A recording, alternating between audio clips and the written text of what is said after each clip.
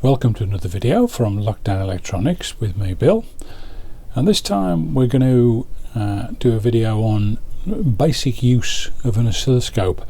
And this is a request. I've had one or two people contact me and said, can you do something on just using an oscilloscope in its most elementary form.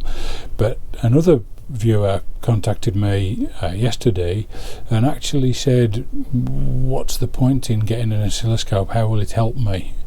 And I actually think it's so easy sometimes, particularly for me, to just take for granted that some of you guys viewing understand this. So if you're familiar with scopes, this isn't a video for you. Let's be honest. If you're not and you're thinking of getting one, or you're a little bit confused by what you've got, this might just help. And I'm going to make use of my rather ancient Hameg analog oscilloscope here, which is a 1970s instrument, and I'm going to make use of that, and I'm going to compare it a little bit with my digital scope as well and see what the capabilities of the two instruments. So let's start first of all by having a look at what a scope is.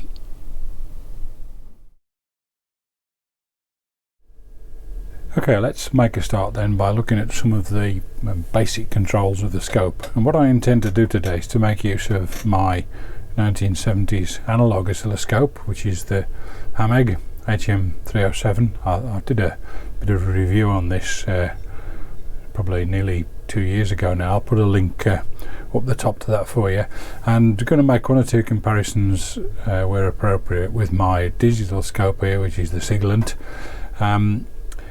And you might say, well, you've got a really nice digital scope here, why on earth do you need that? And the answer is, yeah, it's a good point. What I found was there's a bewildering choice of controls on the Siglent, and lots of facilities that this doesn't have. But some of the really basic stuff is actually quite handy to know, and this scope, the Hameg analog scope, does not automate any of it. So I have to do it all manually, so to speak. So let's start with real first principles. What is an oscilloscope? Well, essentially it's a voltmeter, and the voltmeter, instead of displaying on a display like a conventional meter, it displays it in the form of a graph, and graphs can be very handy, particularly when you're looking at trends, and this line is essentially the graph. Now it isn't really a line, is the first thing to say, because what you've got going on here is you've got volts on the y-axis, and the sensitivity of the y-axis is controlled by this here, which is it's called a y-amplifier, and it simply adjusts the sensitivity. So if I turn that right up, you can actually see we start to get some thickening of the line. That's because that's now very sensitive. Turn it back to 1 volt per division. So currently that's going to show me, for each volt of change, that's going to move up by 1 division. Now it's possible to adjust the line so it's exactly on the graticule like that. That's what the Y position does, and that's just a voltmeter, no more, no less. It's quite a handy voltmeter. The x-axis, so across here, is time, simply that. And it's the amount of time it takes to go from one side of the screen to the other. Now when it looks like a line, it's tempting to think that don't really understand that, but let's slow this right down, and you can see it's not a line, it's actually a dot, and it's moving slowly across the screen. Now it's probably not particularly easy to see. I'll turn the brightness right up for you actually. It's probably not particularly easy to see on the camera, but this has got a little bit of, if you like, a phosphor dot. Is it stays for a little bit. I'm trying to think of the right word and I can't. It'll come to me later. So ordinarily you would turn up that control so that it looked like a line, and that's usually called the time base, but essentially it's time. So first of all, let's have a look at measuring DC voltage, because it is a voltmeter. So I'm going to switch this multimeter on, and I'm going to manually range it to volts, and I've got what I consider to be quite a reliable source of voltage here. It's a AAA battery, so I'm just going to connect that to the meter, and see what we get. If it'll just stay on the probes for me while I do that. And yeah, we getting 1.6 volts. Yeah, about 1.6 volts. So let's see what the oscilloscope makes of that. It's probably more difficult to measure a battery on the oscilloscope than it is on the multimeter, but we'll have a go. So I'm connecting the negative of the battery to the ground lead, and I'm going to connect the tip of the probe to the positive end of the battery. Just do that off camera because I need 3 hands and I don't have them. So that's the effect we get. It went up for a little bit, but then it stopped. So we'll come back to why that's happening in a moment, but for now I'm going to press this button, which puts the scope into DC coupling rather than AC coupling. There was, when it was in AC coupling, effectively a capacitor in series with the probe, and so any DC voltage just shouldn't really have any impact. But if I now touch that on there, you can see the line moves up. And actually, let's just get that Y exactly on the graticule from where I'm sitting. So remember, we're here on 1 volt per division. So I'm going to touch that on the end there. Hopefully you can see that going on. And the line goes up and stays there. So it's a straight line. Not surprising really, is it? Because that's DC. Now from where I'm sitting here, it's slightly above halfway on the 2nd division. So it's gone up 1.5 plus a bit. That's 1.6, isn't it? So you could go to 0.5 volts per division on there, which makes it more sensitive. And actually you can see, you probably just about see now, the line is right at the very top, so it's gone right to the top of the screen. So that's a scope measuring a DC voltage, and to be fair, that's probably not what they're good at. You get just as good a reading off a multimeter as you would off an oscilloscope for that kind of thing. And on a digital scope I would get exactly the same response, providing I was DC coupled. Right, I'm now going to get set up to look at some alternating current, and then I'll come back. Okay, so I'm producing an AC voltage now from my function generator, which is on these 2 clip leads here, and I've got the multimeter negative and the oscilloscope ground connected to the negative, just to make life easy. So let's first of all see what the multimeter makes of this voltage, of this supply. Clip that on there, and it's saying 3.54 50 hertz, and it's certainly correct as far as the hertz is concerned. I've picked that frequency because it's the UK mains frequency. So we've got just over 3.5 volts. So let's now have a look what the oscilloscope makes of that, and here hopefully there's going to be some useful learning for you. I'm just going to connect this up, and straight away I've got a line there, and it's looks sort of a bit odd, just off the edge of the screen. So what's going on? Well, what we need to do is we need to first of all get that waveform visible in the window. So to do that, I'm going to start by adjusting the sensitivity to see if I can get, yeah, I'm going to get it like that. And now I'm going to start looking at the time, because you know the multimeter has already hinted the fact that we've got 50 hertz AC. So let's now adjust the amount of time it takes the dot to move across there, the time base, and we're now looking awfully like a waveform. And I can now adjust the sensitivity, should I, to display that, get it somewhere sensible like that. So there we go. So what have we got? Well, we're on 2 volts per division, and remember that the multimeter said it was 3.5. So from the center line there we've got 1, 2, about 2.5 divisions, and the same from the negative side, we've got 1, 2 and a bit divisions. So 2 and a bit times 2, That's quite a lot more than 3.5, isn't it? So what's going on? Well, that's really easy to explain. If you look where the center line is there, we've got 1, 2, let's call it 2.5. So 2.5 is the peak, if you like, and we've got another 2.5 this side, just under. So we've got about, let's say, about 5 volts, something like that, peak to peak. So where does that fit in with 3.5 volts? Well, actually it fits in rather well, because the giveaway here is the fact that on this meter's display it says true RMS. It also says it there.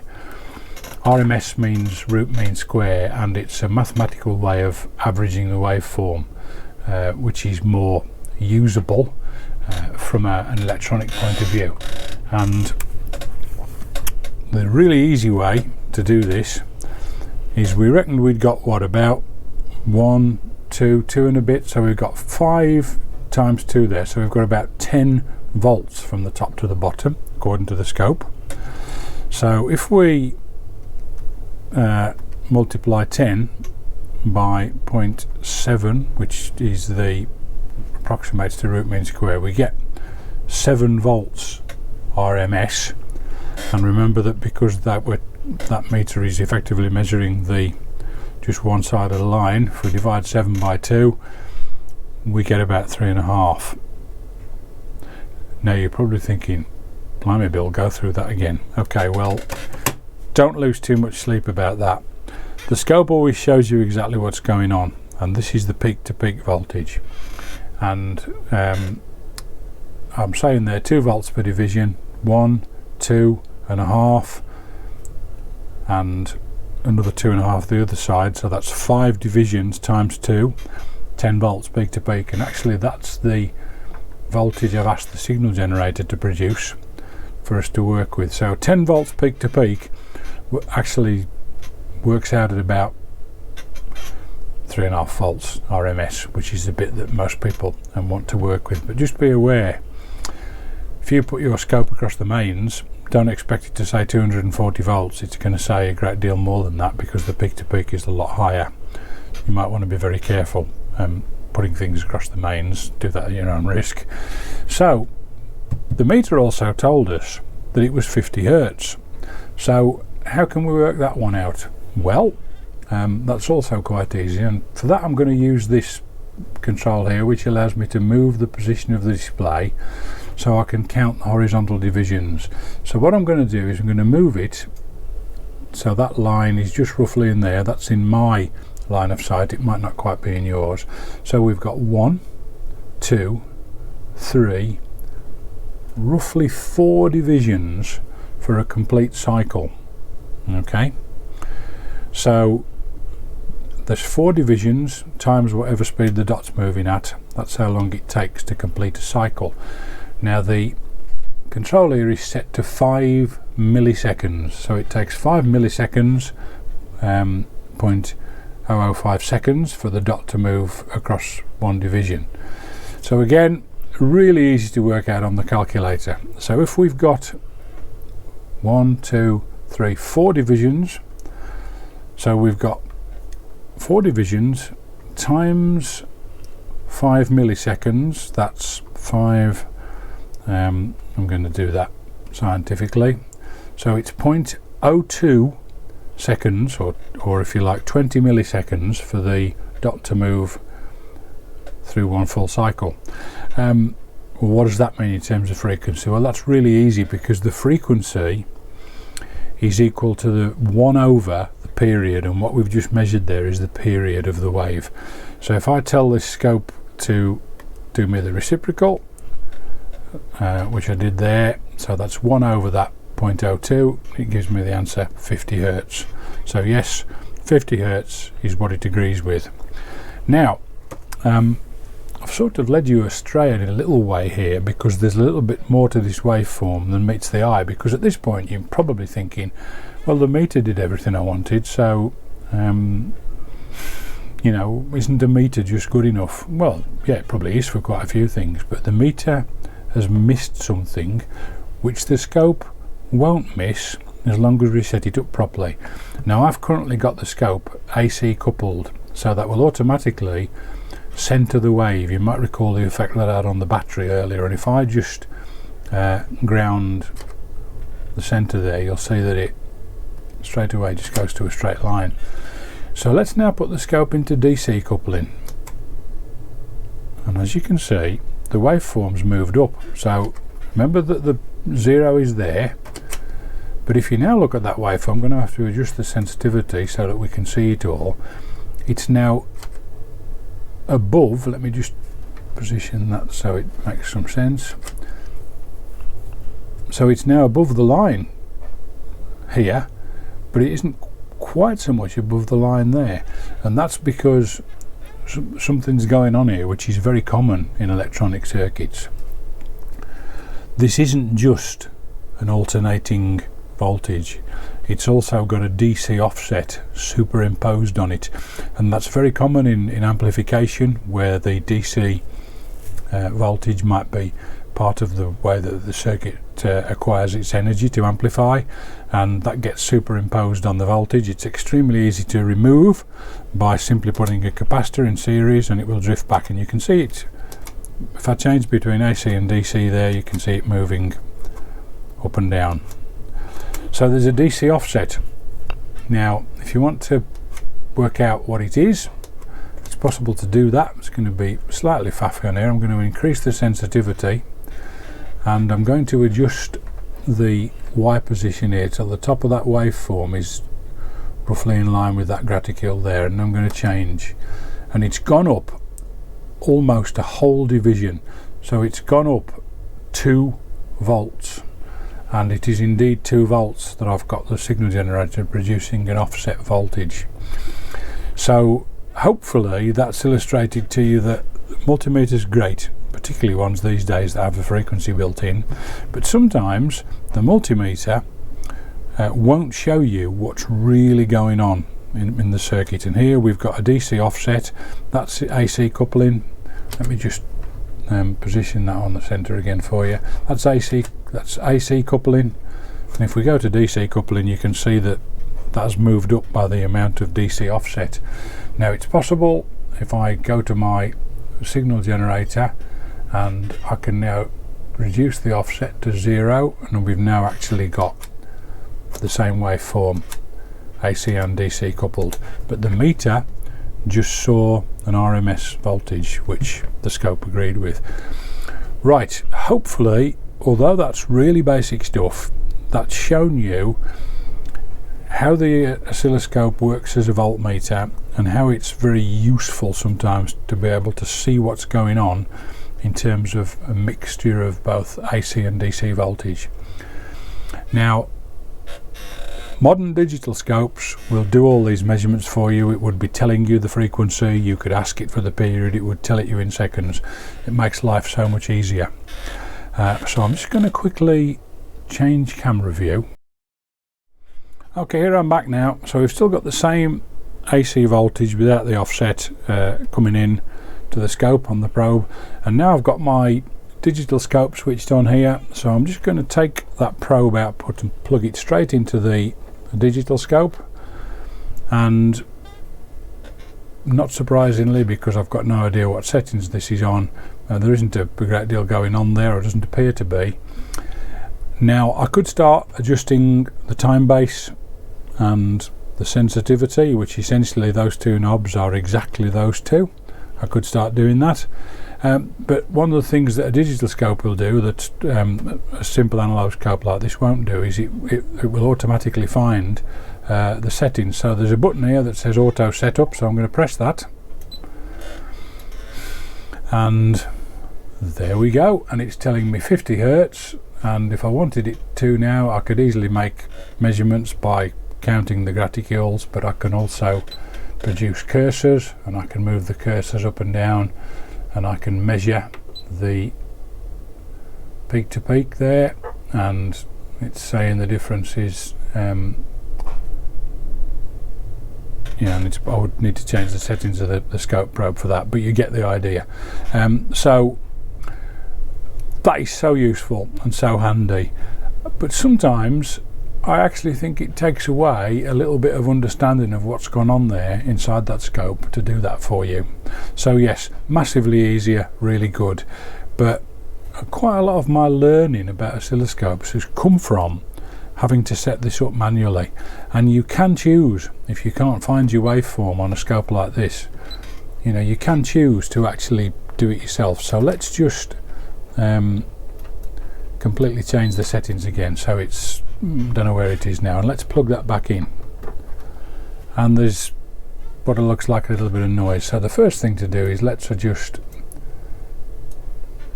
not quite sure what's going on there, so I'm now going to adjust the time. There we go. Let's bring the sensitivity down. Does this look a little bit like the kind of thing I did on the other scope? So there you go, I can get to the point where it's showing me the same kind of waveform. So I'd encourage you, if you've got a digital scope and you're perhaps struggling to understand some of the stuff that's going on, maybe just occasionally make yourself find the waveform manually. Right, we'll have a quick look at triggers, and I'll just get set up for that, and then hopefully your head's full, so I'll stop. Finally, just a word about triggers, and I'm not going to get too much into this, but most oscilloscopes will show you a nice steady waveform like that, and that isn't by accident. That's because as the trace sweeps across, whether it's digital or analog, the scope makes a decision about where exactly to start displaying your waveform. If it wasn't in synchro with your waveform, you'd actually have the waveform moving backwards or forwards, drifting about.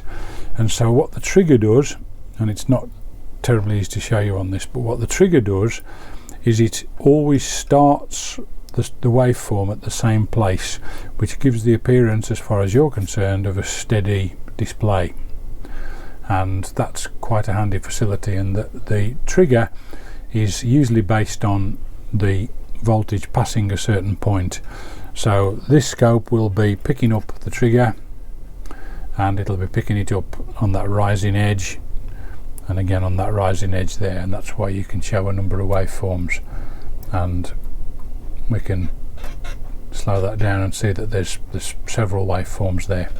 So real basic intro to the oscilloscope, and we've seen that it's a voltmeter in some senses, but it's also got the capability to show you other things as well. Modern digital scopes have got the ability to do all manner of things that were unthinkable when this scope was made in the mid-70s. However, as you can see, it's still capable of producing reliable measurements, and still capable of teaching you something about use of instrumentation. Okay, well, I think that's long enough for an initial look at scopes, so I hope it's been useful and made some sense, and you've perhaps been inspired to get a scope. This was relatively cheap purchase, you don't have to spend lots of money. And I'm also acutely aware I skipped over very quickly root mean square. I also very quickly skipped over frequency and period, and also skipped over quite a lot of stuff about triggering, which I just think is probably a little bit too much detail for an introduction video. Certainly lots of trigger options available on modern scopes, which are all there to help you. So get a scope. Don't have to spend a lot of money. Get a scope, get involved, have a go, learn a bit, why not?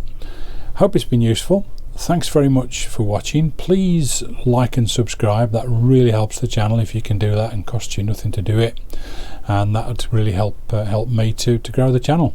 Thanks for watching, see you on the next video.